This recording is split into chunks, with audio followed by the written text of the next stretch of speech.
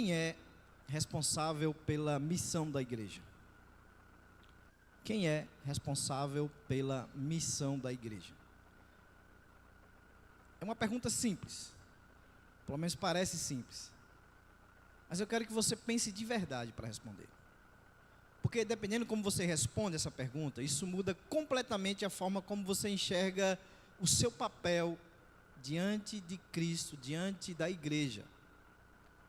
Isso, de acordo com a sua resposta, isso muda completamente como você acorda amanhã de manhã, como você trata o seu colega de trabalho, como você olha para a cidade, como você olha para a sua família, para os seus vizinhos, para os seus colegas de sala de aula, para os seus amigos.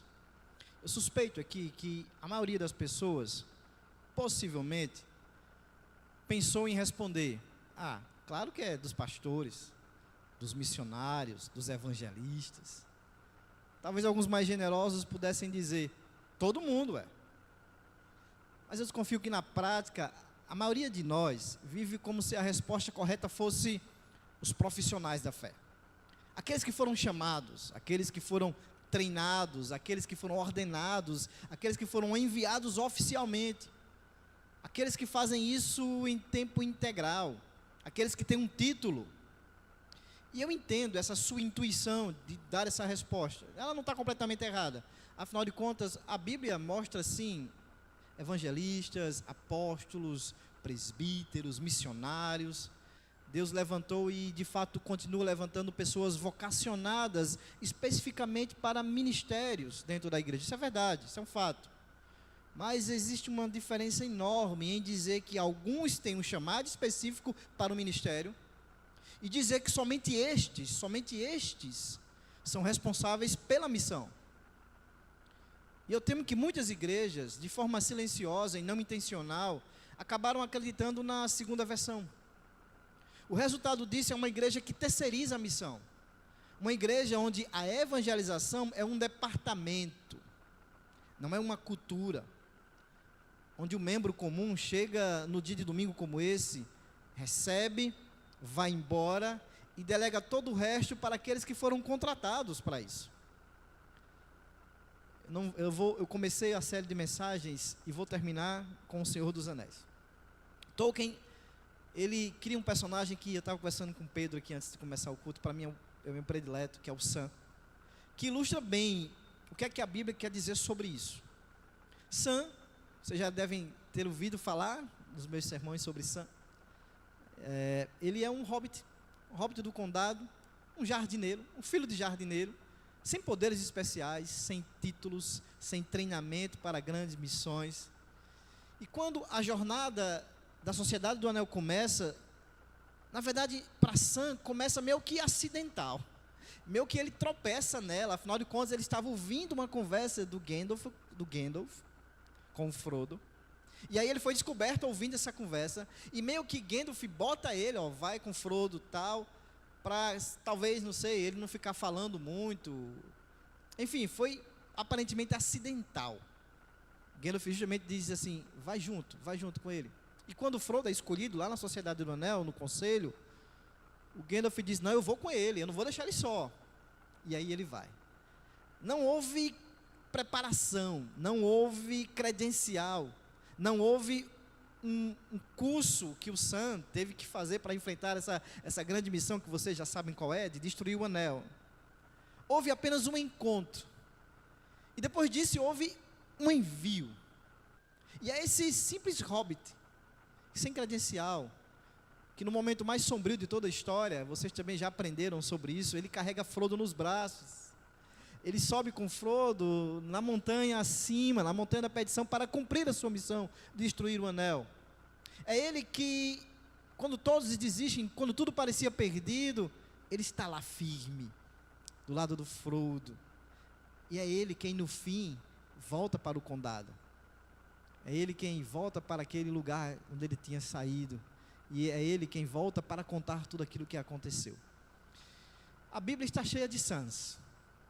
E hoje eu quero mostrar a vocês a história da missão cristã, que foi construída não por aqueles que foram comissionados, preparados e enviados, Mas eu quero mostrar para você que a história da missão cristã, ela foi construída, sobretudo, em grande parte, pelas pessoas comuns. Pessoas que tropeçaram na missão.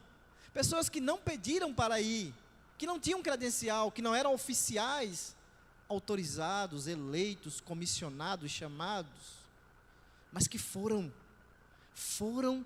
e transformaram o mundo. Antes da gente ler o nosso texto base, a gente vai ler outros dois textos. Um está lá em João capítulo 4, 28, que diz assim, ao 29. Quanto a mulher, deixou o seu cântaro, foi à cidade e disse ao povo, venham comigo e vejam um homem que me disse tudo o que eu já fiz. Não seria ele, por acaso, o Cristo? Atos 8, a partir do verso 1 ao verso 4, diz, e Saulo consentia na morte de Estevão. Naquele dia, teve início uma grande perseguição contra a igreja em Jerusalém. Todos, exceto os apóstolos, foram dispersos pelas regiões da Judéia e da Samaria. Enquanto isso, os que foram dispersos iam por toda parte pregando a palavra. Oremos. Senhor Deus, ó Pai, nós te agradecemos por tudo que já aconteceu nesse culto, Senhor. Falamos contigo, ó Pai, através das canções, através das orações.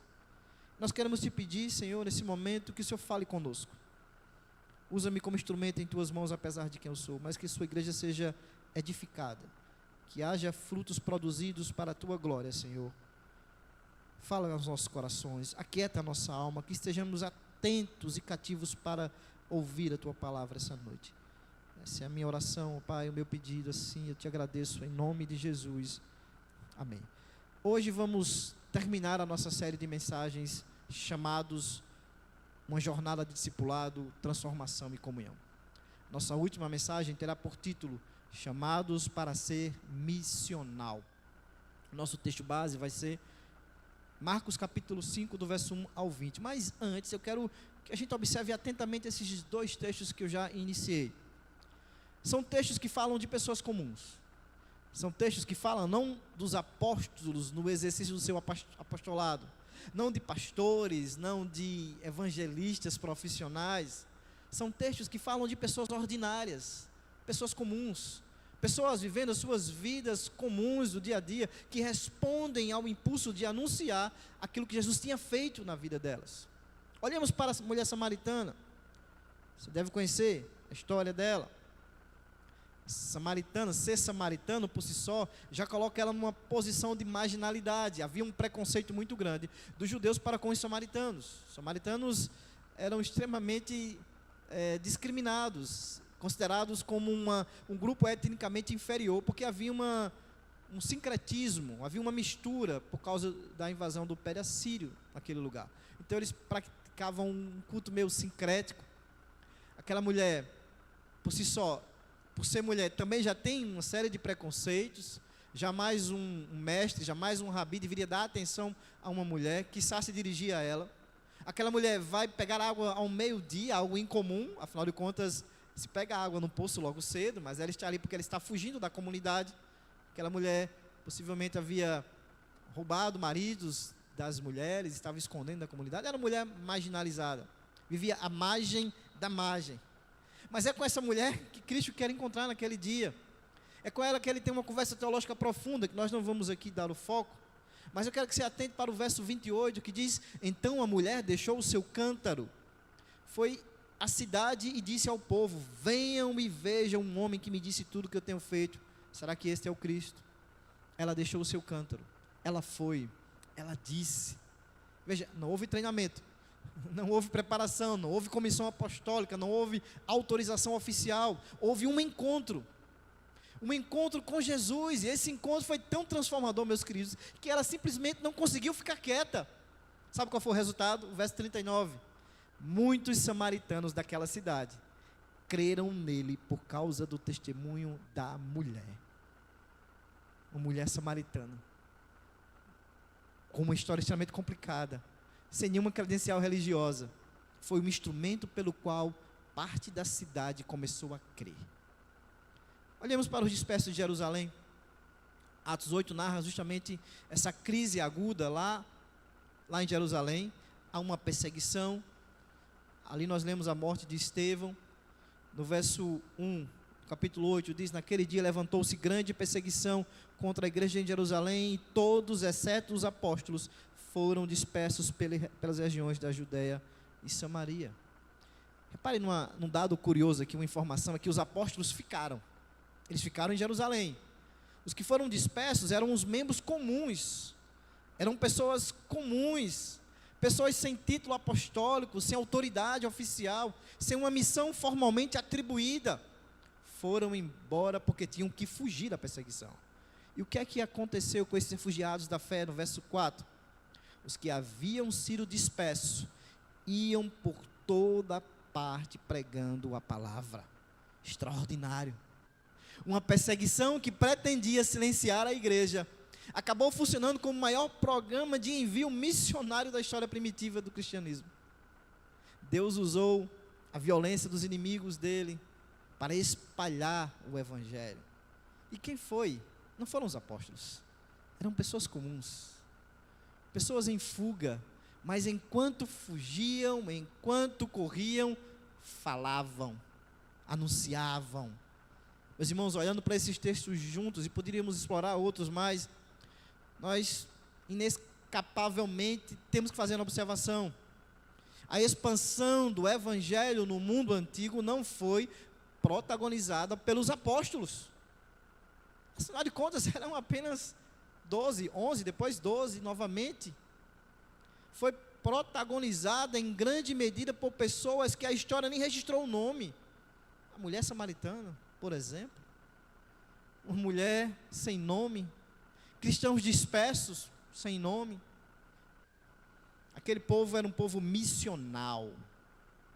Mas pastor, missional? Certo não é missionário? Deixa eu me explicar.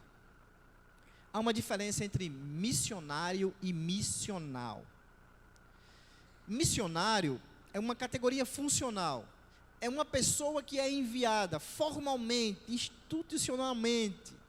Ela é enviada para um campo específico, pode ser na própria nação, e normalmente a nossa ideia de missionário é alguém que é enviado para fora, né, para uma outra cultura. Mas não quer dizer que ele não possa ser enviado na nação, claro que sim.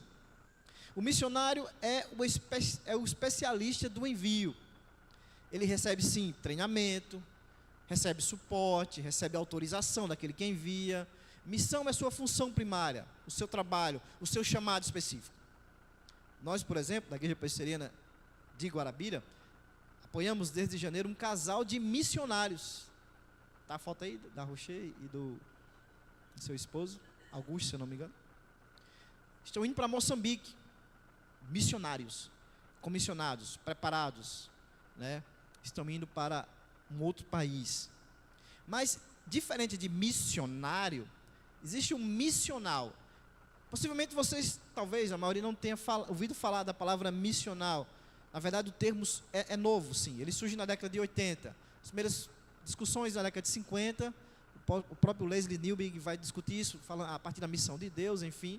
A gente não vai entrar no mérito, mas é um termo novo, relativamente novo, mas não é um conceito novo, é um conceito antigo. Missional, ele não descreve uma função dentro da igreja. Missional descreve a natureza da própria igreja. Uma igreja missional não é uma igreja que tem um departamento de missões apenas. Não quer dizer que não possa ter. Não é uma igreja apenas que apoia missionários. Ou missional não é uma igreja apenas que tem campanhas evangelísticas. Como inclusive tivemos ontem lá em Alagoinha. É bom, interessante. Essas coisas são boas, mas essas coisas não definem a igreja missional. Tim Keller, no seu famoso livro Igreja Centrada, ele vai dizer que a diferença não está nas atividades externas da igreja, mas na orientação interna da igreja.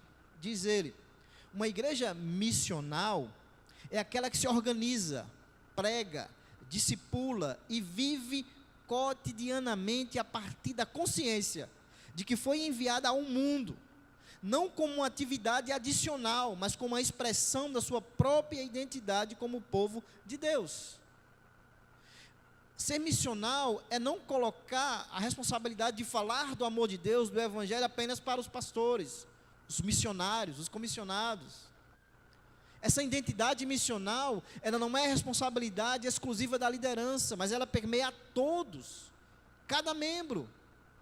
O que significa dizer que cada pessoa que faz parte dessa comunidade é, por definição, um agente missional. Não porque foi ordenada, mas porque teve um encontro transformador com Jesus Cristo. E foi enviada para um mundo que precisa ouvi-lo. É exatamente isso que a gente viu nos 2 textos que acabamos de ler. A mulher samaritana, que foi para a sua comunidade, os cristãos dispersos, que foram enviados pelo mundo afora. E é exatamente isso que a gente vai ver agora no texto principal da mensagem, que está lá em Marcos capítulo 5.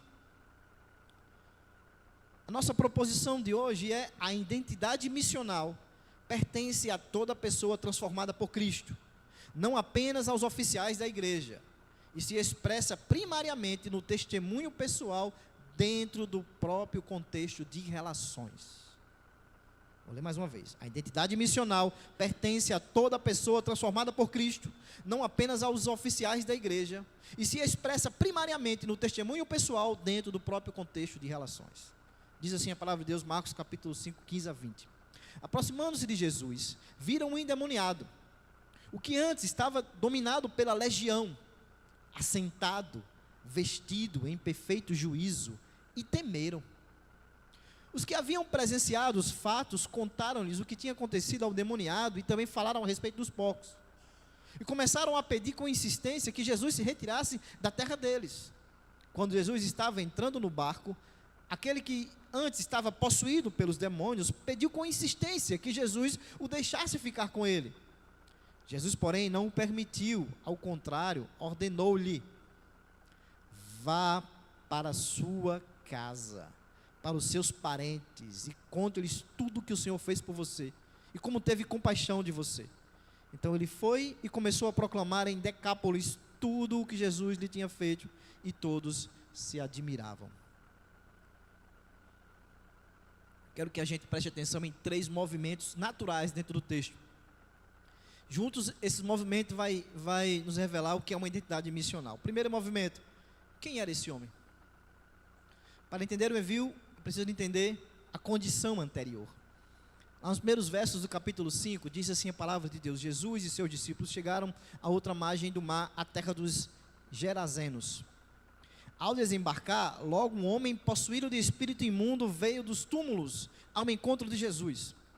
Esse homem vivia nos túmulos, e ninguém podia prendê-lo, nem mesmo com correntes, porque tendo sido muitas vezes preso com correntes e cadeias, as cadeias foram quebradas por ele, e as correntes foram despedaçadas, e ninguém conseguia dominá-lo.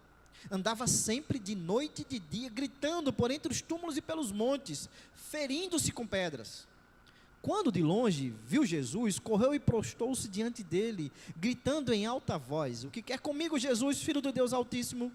Por Deus, peço-lhe que não me atormente. Veja, esse homem vivia nos sepulcros. E esse detalhe não é apenas um detalhe geográfico, é um detalhe também teológico. Sepulcro era um lugar de quê? De impureza máxima para os judeus. O lugar dos mortos. Um lugar de alguém que está fora da comunidade, fora do convívio, fora da aliança, fora da presença de Deus. Esse homem não vivia na cidade, ele vivia entre os mortos. E ele não tinha apenas um demônio. A gente não vai ler, mas mais na frente, Jesus vai perguntar o nome dele, ele vai dizer legião. Ou seja, ele tinha uma legião de demônios. Esse homem cortava a si mesmo com pedras, gritava dia e noite, ninguém conseguia contê-lo.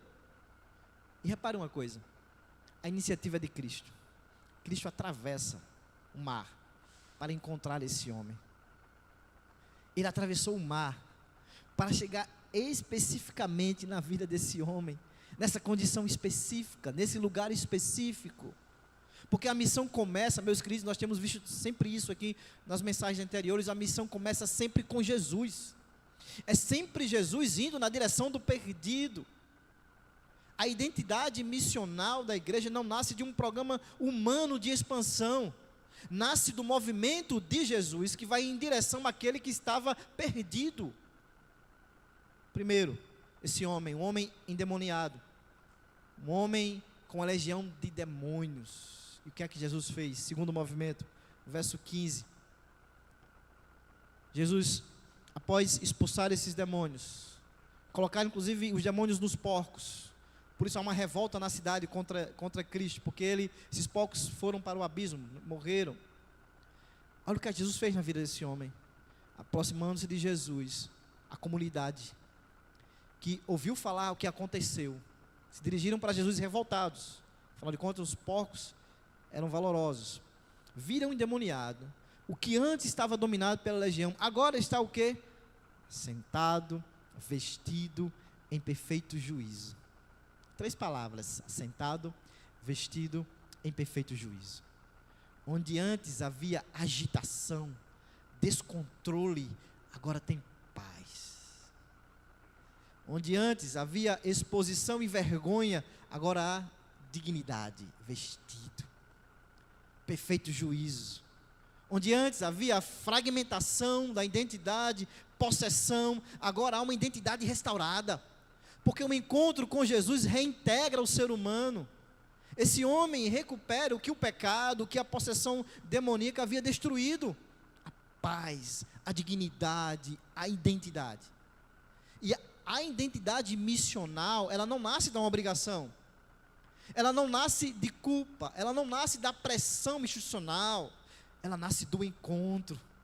Ela nasce do fato de ter sido encontrado por Jesus quando vivíamos nos sepulcros. Meus queridos, não literalmente nos sepulcros, mas estávamos mortos em nossos delitos e pecados.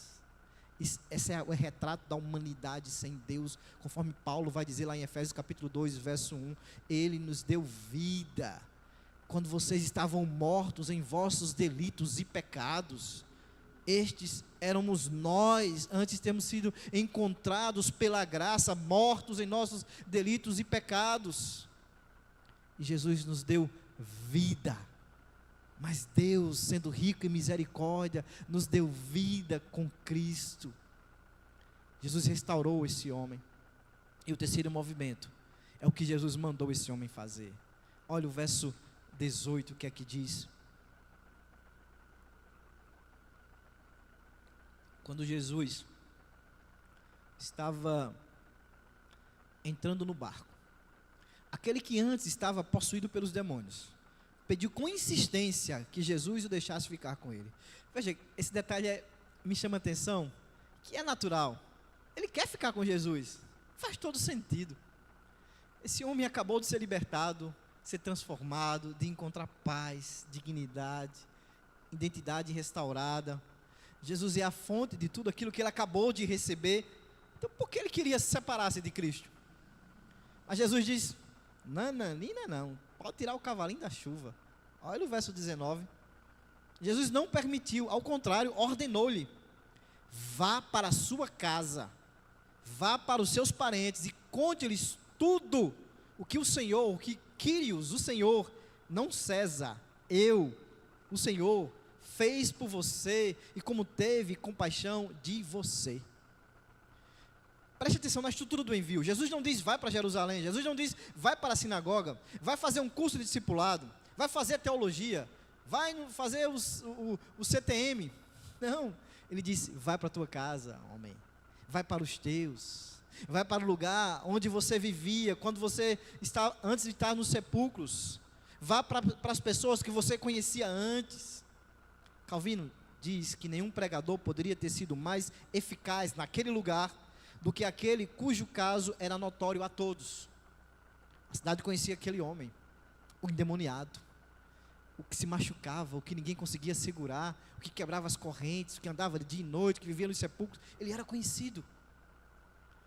Esse é o campo missionário primário de cada pessoa transformada por Jesus, o contexto das relações que já se vive, a família, os vizinhos, os colegas, as pessoas que conhecem a sua história, inclusive partes da sua vida, que você queria que ninguém soubesse. E o conteúdo da missão é maravilhoso. Jesus diz, conta tudo o que o Senhor fez por ti, e como teve misericórdia de ti. Veja, não é uma argumentação filosófica, ele não precisava fazer um curso para isso. Não é um sistema teológico, não é um método de evangelismo, é uma narrativa pessoal, o que o Senhor fez por mim, como Ele teve misericórdia de mim, como isso democratiza completamente a missão, porque qualquer pessoa transformada por Cristo tem uma história para contar. E quando Jesus envia esse homem para contar a compaixão que recebeu, Ele não está enviando esse homem simplesmente para falar sobre o que Jesus fez por ele, mas quem é aquele que fez por ele? Não é apenas olha o que me aconteceu, é olha quem Deus é, olha como Ele age com aqueles que não merecem, olha como Ele age com aqueles que merecem a sua justiça, beber do cálice da sua ira, a sua condenação. Olha como Ele age, olha para mim, olha quem eu era, olha quem eu sou agora. É a proclamação dos atributos divinos, da compaixão, da misericórdia, da graça. Isso qualquer um pode fazer, meus queridos. Qualquer um que foi encontrado pela paixão, pela misericórdia de Deus, pode fazer, tem algo para falar. Não precisa de erudição, não precisa de preparação, não precisa de título. O que precisa é conhecer a diferença entre o que você era antes e o que é agora. O que precisa é conhecer quem é esse Deus que fez você ser quem você é agora. E a palavra de Deus diz que o homem foi, o homem vai. E no verso 20, o que é que acontece? Então ele foi e começou a proclamar em Decápolis tudo o que Jesus lhe fizera, e todos se admiravam. Decápolis é uma região de 10 cidades, tá? Assim, possivelmente, predominantemente gentílica. Um território que nenhum judeu religioso, jamais iria voluntariamente lá. Mas é exatamente para lá que esse homem vai. Esse homem que antes estava nos sepulcros, fora da cidade, agora vai para lá proclamar o Evangelho. E a palavra de Deus diz que todos se admiravam. Não havia credencial, não havia autorização, não havia treinamento formal, havia uma transformação real. O que havia era uma história verdadeira. E isso foi suficiente para que Jesus o enviasse. E para que 10 cidades, de alguma maneira, fossem impactadas. Jesus acaba de enviar um gentil de volta para o mundo gentil, para proclamar o Quírios, o Senhor de Israel. Veja como é interessante isso. Antes da grande comissão, em Mateus capítulo 28, que nós já pregamos aqui, que acontece depois que Cristo morre e ressuscita. Aqui já há uma semente desse mandato universal, antes da ressurreição, antes da cruz, através de um homem que possivelmente nenhum comitê apostólico aprovaria, mas endemoniado. Marcos está mostrando aqui que a missão transcultural já começa aqui antes de Atos, né? Meus queridos, olhando para esse texto, fica claro que Jesus não enviou o Gerazeno para um campo missionário distante. Ele não enviou para outro lugar. Ele enviou aquele homem de volta para os seus. Você pode ir aonde eu não posso ir, aonde o pastor Cláudio não vai. Você tem acesso a pessoas, a lugares, a ambientes. Talvez jamais eu terei.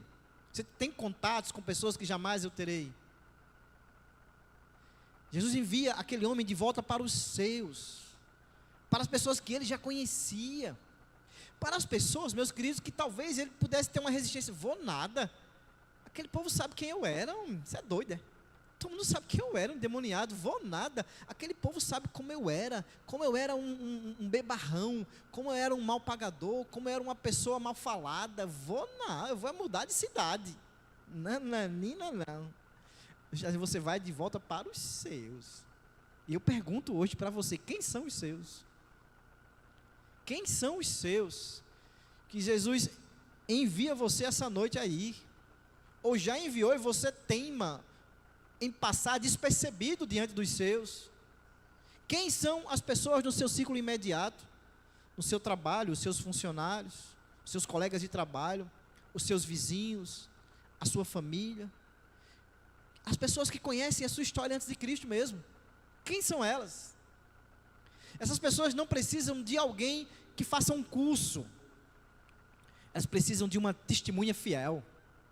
Alguém que diga: eu era assim, mas eu tive um encontro com Jesus Cristo e agora eu não sou mais. Eu posso não ser a pessoa perfeita, eu posso não ser quem eu deveria ser, mas uma coisa eu tenho certeza: eu não sou mais quem eu era. Eu fui transformado, eu fui transformada por Cristo. Alguém que diga: eu era assim, mas eu tive um encontro com aquele Senhor que teve compaixão de mim. Você precisa, meus queridos, conhecer a diferença entre o que você era e o que você é. Mas não somente isso, você precisa contar isso. Você precisa falar. Você precisa falar do amor de Deus. Há uma ironia que infelizmente acontece em muitas famílias. Infelizmente, às vezes, as pessoas mais próximas de nós são as últimas a ouvirem o nosso testemunho. Falamos de Jesus para os colegas, falamos às vezes com conhecidos, mas nunca ou quase nunca falamos para os nossos cônjuges, para os nossos filhos, para os nossos pais. Infelizmente, é irônico, mas infelizmente isso pode acontecer. Mas eu pergunto: a sua família sabe a sua história? Ela sabe quem você era antes e aquilo que Cristo fez por você e quem você é agora? Se não sabe, talvez o campo missionário mais urgente da sua vida esteja na sua própria casa. A Decápolis não era um lugar confortável para um judeu. Aquelas 10 cidades não eram um lugar bacana para um judeu ir. Era um território gentil. Era um território culturalmente diferente. Era um território religiosamente plural. Era um território muito diferente socialmente. Mas foi exatamente para lá que Jesus enviou aquele homem. Para um lugar onde a presença dele seria mais estranha, mas também mais necessária. Eu quero que você pense aqui no seu equivalente a Decápolis. Pode ser o seu ambiente de trabalho, onde as suas convicções cristãs, elas criam tensões. Pode ser o seu grupo de amigos que você tem, que você frequenta, mas que você nunca abriu a boca para falar quem você era e quem você é agora. Pode ser o seu bairro, pode ser a sua academia, a universidade, a sala de aula. Qual é, meus queridos, a sua Decápolis? Qual é o território onde a sua presença cristã é mais incômoda? E onde, por isso mesmo, o seu testemunho seria mais poderoso? Esse é o seu campo. Jesus queria enviar para lá. Eu quero voltar um momento para o personagem que nós iniciamos falando sobre ele. O Sam. No final do retorno do rei, depois de tudo, depois de a missão ter sido completada, eu já falei aqui que Frodo foi embora para as terras mortais. Depois de Sam ter carregado Frodo, vocês já sabem disso, que ele carregou nos braços, Sam volta para casa. Sam volta para o condado. Volta para o seu jardim. Volta para a sua vida ordinária de sempre. E Tolkien escreve como ele chegou em casa, como ele entrou na porta e disse: bem, estou de volta. Essa é uma das frases mais simples e mais poderosas de toda a literatura. Bem, estou de volta. Sam não volta como um herói celebrado. Ele volta como um jardineiro. Ele volta para o lugar de onde ele saiu. Ministério de Música, por favor. Ele volta para o lugar de onde ele saiu. Mas ele volta diferente. Ele não é mais a mesma pessoa. Ele carrega em si uma história. Ele carrega em si aquilo que o condado inteiro precisava ouvir. É uma história de superações, uma história de escuridão enfrentada, de fardos carregados, uma história de fidelidade mantida, quando tudo empurrava ele para o abandono, para desistir. O homem de Marcos também voltou. Aquele homem que era endemoniado também voltou. Voltou para Decápolis, para o lugar onde todos o conheciam como um endemoniado dos sepulcros. Talvez chamavam de louco.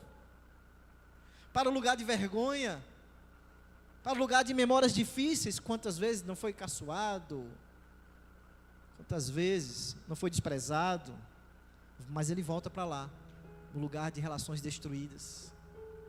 Mas ele também voltou diferente. Ele voltou assentado, vestido.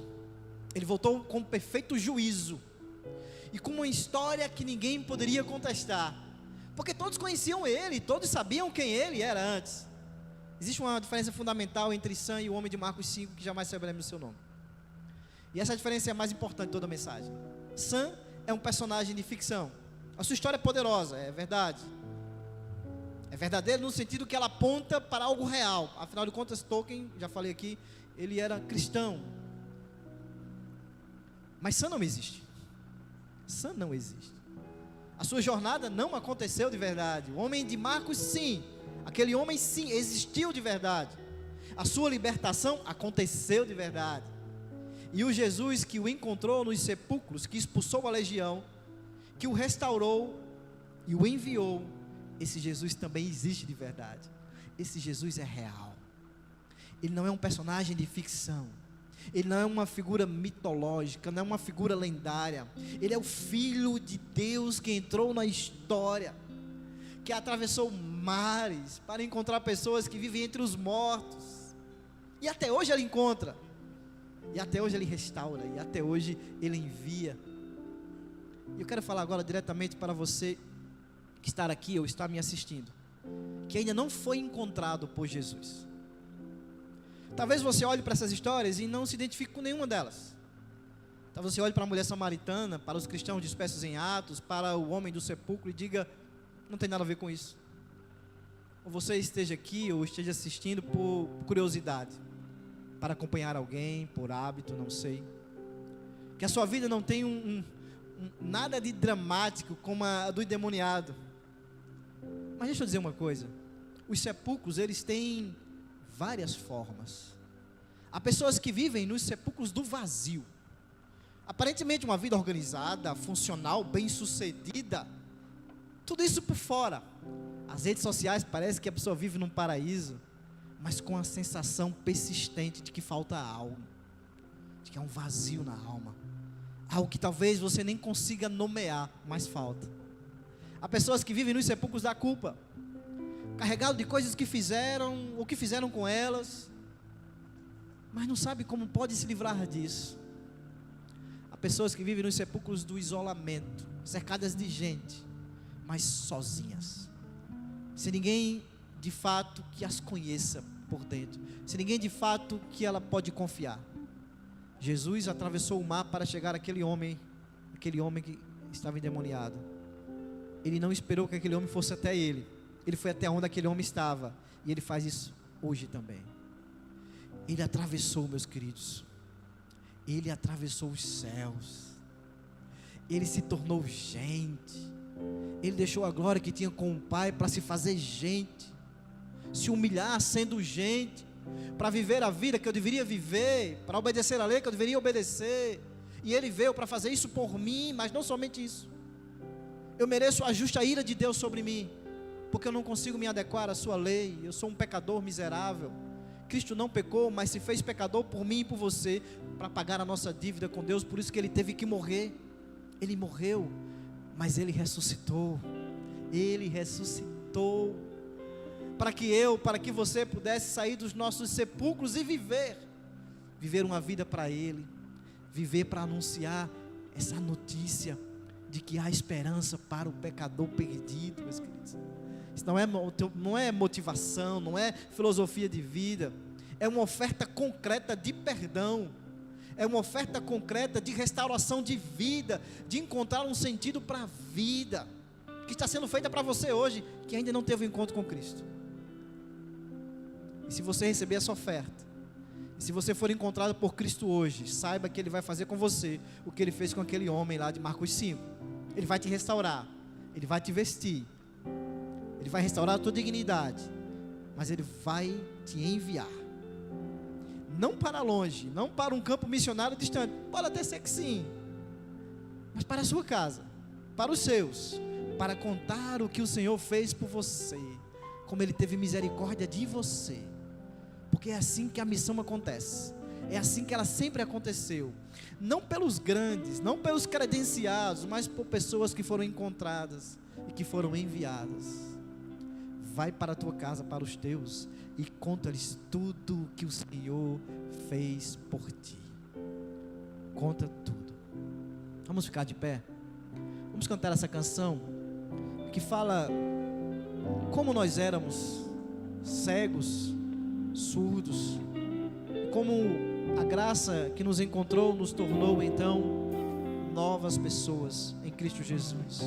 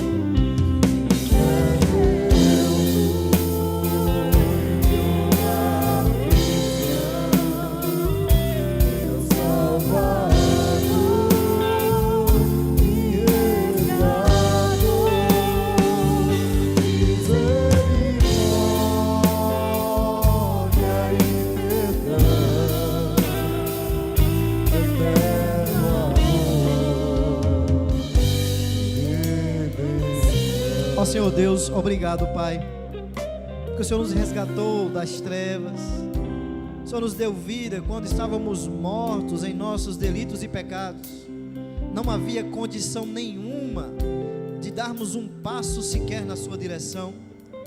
Foi o Senhor que veio ao nosso encontro, Senhor, nos resgatando da morte, dos sepulcros que vivíamos, do vazio existencial, ó Pai, do peso do pecado e das culpas, da solidão. Mas agora em Ti, ó Pai, fomos perdoados, não há mais culpas, não há mais condenação. O Senhor pagou, Cristo Jesus, a nossa dívida. Agora não estamos mais sozinhos, agora o Senhor nos chama de amigos. Obrigado, Senhor, por fazer tudo isso por nós, sem nós merecermos, quando não tínhamos nada para Te dar, Senhor. Mas o Senhor nos tirou das trevas para uma missão: falar do Teu amor, falar quem Tu és, falar o que o Senhor fez, porque há esperança para esse mundo perdido, há salvação para a alma, há salvação para todo pecador que se arrepender e confessar Jesus Cristo como seu único Salvador. Nos ajuda, ó Pai, nos dá coragem nesse mundo que o tempo todo quer colocar a nossa fé, Senhor, privada. Nos dá coragem de sermos testemunhas fiéis onde estivermos, na escola, no trabalho, na vizinhança, na família, Senhor, fiéis a Ti, Senhor.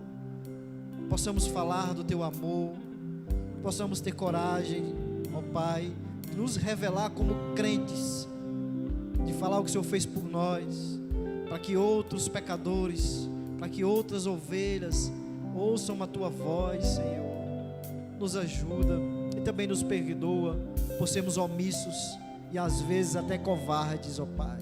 Nos perdoa, porque queremos os confortos deste mundo e para isso abrimos mão da nossa missão de proclamar o Teu Evangelho, porque ele vai ferir, ele vai incomodar, mas o Senhor nos chamou para transtornar esse mundo com o Evangelho. Saiamos daqui com coragem, sabendo que o Senhor estará conosco todos os dias. Obrigado, Senhor.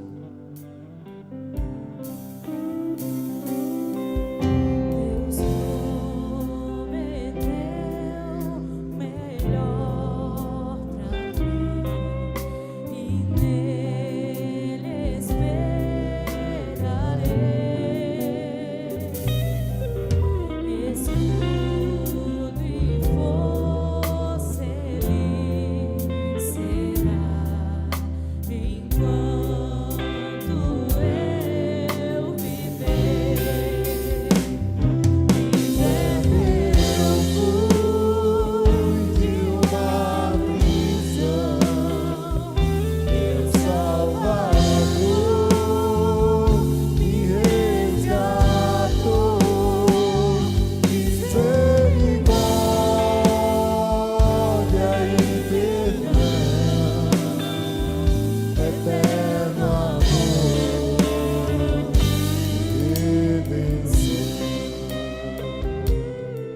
obrigado, Senhor, porque sabemos que não estamos sozinhos nessa missão, ó Pai. O Senhor nos envia, mas o Senhor vai conosco. Foi assim que o Senhor prometeu, que estaria conosco até a consumação de todas as coisas. E até lá, Senhor, quando o Senhor não voltar, que sejamos, ó Pai, fiéis a Ti, que obedeçamos a Tua voz que nos envia para o mundo, não para ser como o mundo, Senhor, mas para levar a Tua palavra, e a Tua palavra transforme esse mundo pelo poder do Evangelho. Que o amor de Deus o Pai, que a graça do nosso Senhor Jesus Cristo, que as doces consolações e comunhão do Santo Espírito de Deus esteja sobre todos nós e sobre todo o povo de Deus, agora e para todo sempre.